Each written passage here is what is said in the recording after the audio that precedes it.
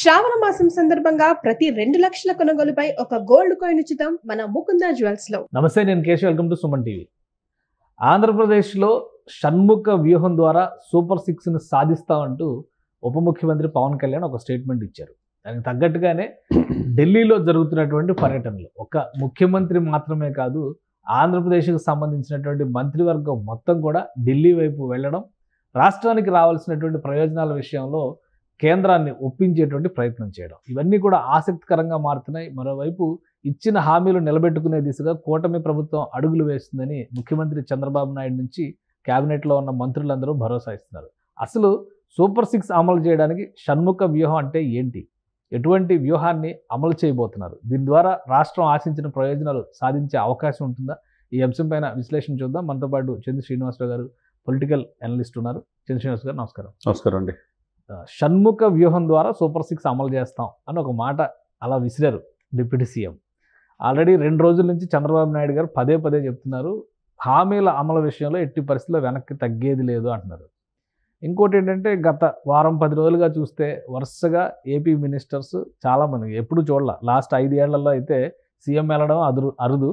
ఇంకోవైపు నుంచి చూస్తే ఏమన్నా రాజ్యసభ సభ్యులు ఉన్నటువంటి వైవి సుబ్బారెడ్డి గారు కానీ, లేదంటే విజయసాయి రెడ్డి గారు కానీ, వీళ్ళిద్దరూ కాకపోతే అప్పుడప్పుడు ఆర్థిక మంత్రి బుగ్గన రాజేంద్రనాథ్ రెడ్డి కనబడేవాళ్ళు. ఇప్పుడు మినిస్టర్స్ అందరూ వెళ్తున్నారు, కేంద్ర మంత్రులతో భేటీలు జరుపుతున్నారు, షణ్ముఖ వ్యూహం అంటున్నారు. అసలు ఏంటి దీని వెనుకున్నటువంటి రహస్యం?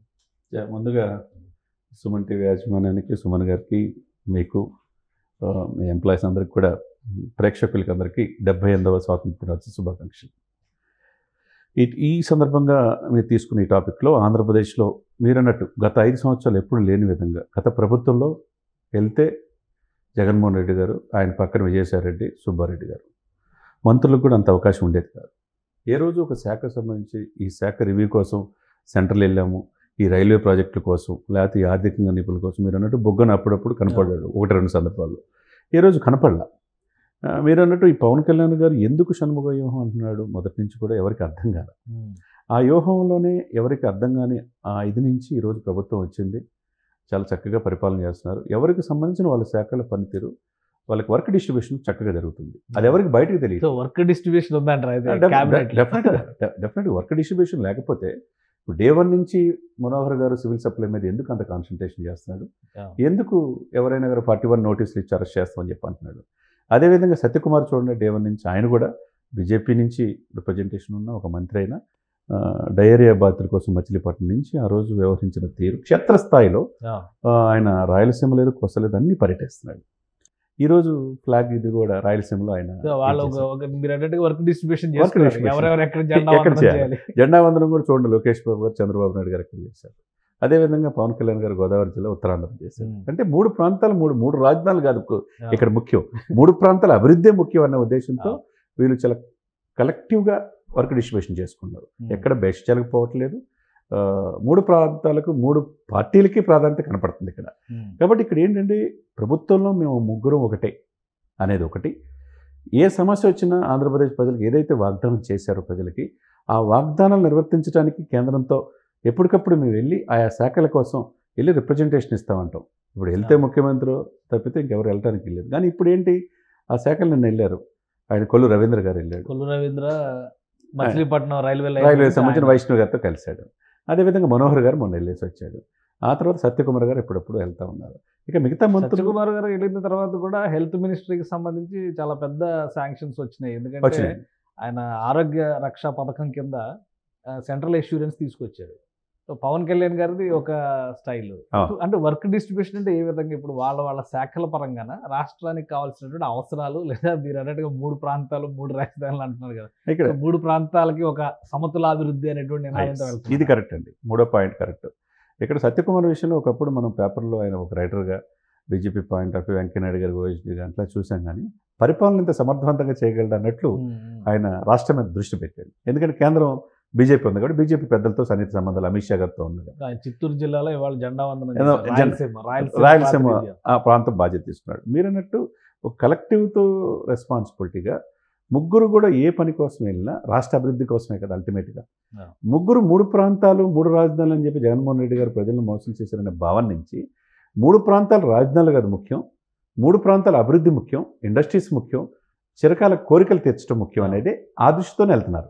ఆయా ప్రాంతాల యొక్క సమస్యలను వాళ్ళని ప్రజలకు తెలియజేస్తున్నారు. ఏ విధంగా ఓవర్కమ్ అవ్వాలి, కేంద్ర ప్రభుత్వం నుంచి ఈ శాఖలకు ఏ విధంగా నిధులు తెచ్చుకోవాలి అనే పాయింట్లో వెళ్తున్నారు. అది పవన్ కళ్యాణ్ గారు చెప్పిందంటే ఈరోజు చూస్తే కాకినాడలో ఆయన డిప్యూటీ సీఎంగా గౌరవందం తీసుకొని జెండా ఆవిష్కరించింది. శకటాలు, కల్చరల్ ప్రోగ్రామ్స్ ఇవన్నీ చూస్తే ఒకవైపు లోకేష్ గారు కావచ్చు, చంద్రబాబు కావచ్చు, సత్యకుమార్ కావచ్చు, మనోహర్ కావచ్చు, ఎవరు చేసినా ఎక్కడ చూడండి ఒక చిన్న ఇది లేకుండా ఎప్పుడైనా మనం 5 సంవత్సరాల్లో చూసామా? ఒక స్వాతంత్ర దినోత్సవ వేడుకలు ఎంత అంగరంగ వైభవంగా ఆంధ్రప్రదేశ్లో జరిగింది మనం చూసామా? అవి కనపడలా. అంటే ఏది ఇంపార్టెన్స్ ఇవ్వాలా, ఏ శాఖకి ఇవ్వాలా, అసలు ఫ్రీ హ్యాండ్ మంత్రులకు ఇచ్చామా అనే భావన లేదనే భావన కనపడుతుంది. గత 5 సంవత్సరాలు లేదు కాబట్టే కదా ఇటువంటి అస్తవ్యస్తంగా అసలు పంచాయతీల స్థాయి నుంచి ఫండింగ్ రైజ్ చేయడం కూడా బాగా ఆంధ్రప్రదేశ్లో దాని ప్రభావం కనిపిస్తున్నట్టుంది. ఎందుకంటే మూలలా వాడలా జెండా వందనాలు ఘనంగా జరిగినాయి గతంలో కంటే రిపోర్ట్స్ అయితే వస్తున్నాయి. మరి డెఫినెట్గా కదండి, మనం చిన్నప్పటి నుంచి చూస్తున్నాం. 100 రూపాయలు పంచాయతీలకు చాక్లెట్ ప్యాకెట్ కూడా రాదు కదా సార్. వాళ్ళే సొంత డబ్బులు వేసుకొని పాపం ఎవరో ఒకళ్ళు వచ్చి చేస్తాం, లేకపోతే పిల్లల దగ్గర నుంచి తీసుకురావటం, లేకపోతే ఆ స్కూల్లో పిల్లల్ని పిలిపించి వేయటం. నాకు ఒక స్కూల్ ఉండేది, నేను పర్చూర్ మార్కెట్ యార్డ్ ఉండదు, అక్కడ వాళ్ళ కోసం మా పిల్లల్ని తీసుకుని వెళ్ళి అక్కడ చాక్లెట్లు పంచడం అవన్నీ ఉంటాయి, సహజంగా ఉంటాయి. కానీ మామూలు పంచాయతీలకు 10,000 రూపాయలు ఇవ్వటం, మేజర్ పంచాయతీలు 25,000 ఇవ్వటం, 250 రూపాయల నుంచి ఒక రకమైన ఇది అనే ఈ దేశంలో ఉన్నందుకు 145 కోట్ల జనాభా ఉండి ప్రపంచంలో అతి పెద్ద దేశమే. స్వాతంత్ర ఫలాలు అనుభవించాలి, స్వాతంత్రం గురించి తెలుసుకోవాలనే ఆలోచన పిల్లలకు కలగాలి, మిగతా వాళ్ళకి కూడా కలగాలి కదండి దేశంలో ఉన్నందుకు. అది పంచాయతీల్లో బాగా పనిచేసింది. అంటే ఓన్ చేసుకున్నారు. అది ఎప్పుడు లేదే, గత 5 సంవత్సరాలు మమ్మల్ని గుర్తించలేదే, పంచాయతీలు సర్పంచ్ ఒకళ్ళు ఉన్నారు, ఆ సర్పంచ్కి మిగతా ప్రజలు ఉంటారు అనేది చక్కగా వాడవాళ్ళ. ఇక్కడ ఏంటంటే కేశవ్ గారు 5 సంవత్సరాలు ఎప్పుడు చూడలేదు సార్. ఈ జెండా రెపరెపలాడింది. భారత జాతీయ పతాకం అని ఈ రోజున ఆగస్టు 15న ఆంధ్రప్రదేశ్ వ్యాప్తంగా ప్రతి పల్లెల్లోనే రెపరెపలాడిందని అనుకోవాలి.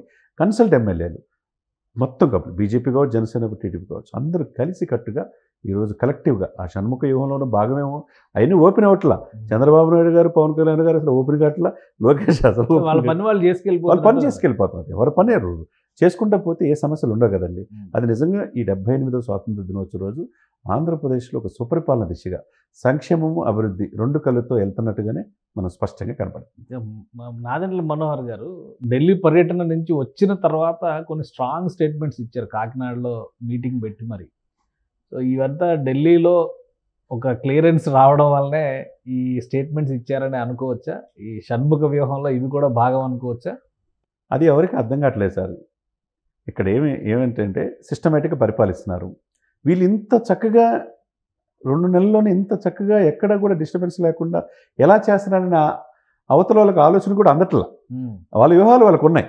చంద్రబాబు నాయుడు గారు పవన్ కళ్యాణ్ క్లారిటీతో మాట్లాడుకుంటున్నారు, లోకేష్ గారు పని లోకేష్ గారు చేస్తున్నారు, బీజేపీ పెద్దలు ఆయన ఫాలోఅప్ చేసుకుంటున్నాడు, పురంధేశ్వరి గారు చూసుకుంటున్నారు.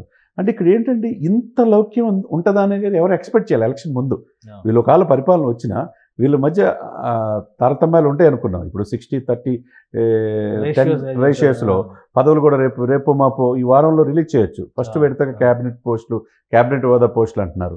ఇవన్నీ కూడా ఏంటంటే సిస్టమేటిక్గా ఎక్కడ కూడా ఇక్కడ చూస్తూ ఉంటాయి. ఈ పరిణామాలన్నీ కూడా ఒక మెట్టు దిగే టీడీపీ, జనసేన ఆపదలు ఆదుకుందన్న ఉద్దేశంతో జనసేనకు మంచి ప్రాధాన్యత ఇచ్చే అవకాశం స్పష్టంగా కనపడుతుంది. అదే సమయంలో బీజేపీకి కూడా ప్రాధాన్యత ఇచ్చే అవకాశం ఉంది.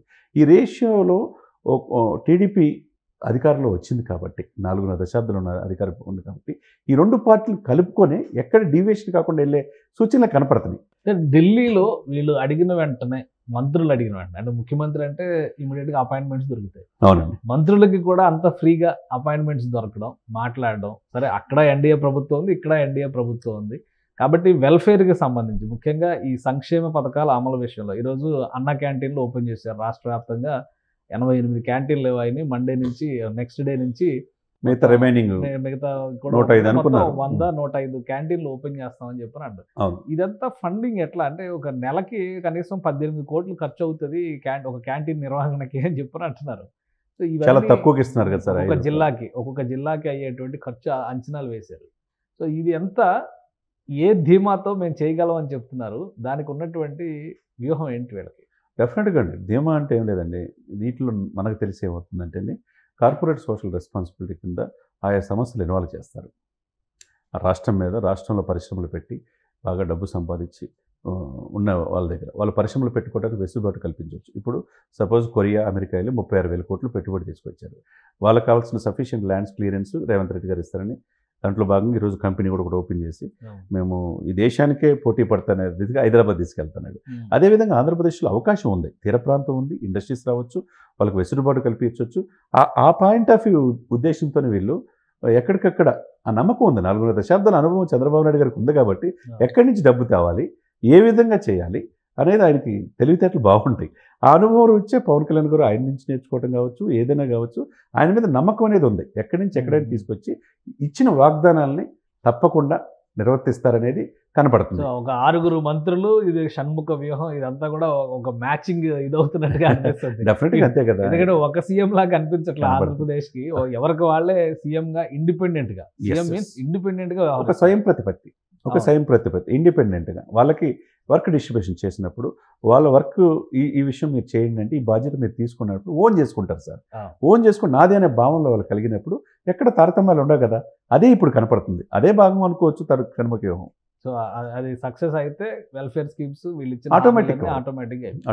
రైట్. థ్యాంక్ యూ శ్రీనివాస్ గారు. ఇది ఆంధ్రప్రదేశ్లో షణ్ముఖ వ్యూహం అంటే ప్రభుత్వం ఒక సమగ్రమైన విధానాన్ని అనుసరిస్తుంది. ప్రధానంగా వర్క్ డిస్ట్రిబ్యూషన్ జరగడం వల్ల మంత్రివర్గంలో ఉన్నటువంటి కీలకమైన శాఖలు నిర్వహిస్తున్న నాయకులందరూ కూడా ఎవరికి వారే ఇండిపెండెంట్గా వ్యవహరించడం అనేది రాష్ట్రానికి కలిసి వస్తున్నటువంటి పరిస్థితి ఉంది. ఈరోజు ఆగస్టు 15 ఉత్సవాలు జరిగినటువంటి తీరును బట్టే కేంద్ర ప్రభుత్వం ఇచ్చే సహకారాన్ని బట్టి రాబోయే రోజుల్లో సంక్షేమ పథకాలని, ఇచ్చిన హామీల్ని నిలబెట్టుకుంటామనేటువంటి ధీమాని ఏపీ సర్కార్ వ్యక్తం చేస్తుందని చంద్ర శ్రీనివాస్ గారు విశ్లేషిస్తున్నారు. ఇది special discussion. Keep watching. Suman టీవీలో మీ పర్సనల్ అండ్ బిజినెస్ ప్రమోషన్స్ కోసం కింది నెంబర్కి కాంటాక్ట్ చేయండి.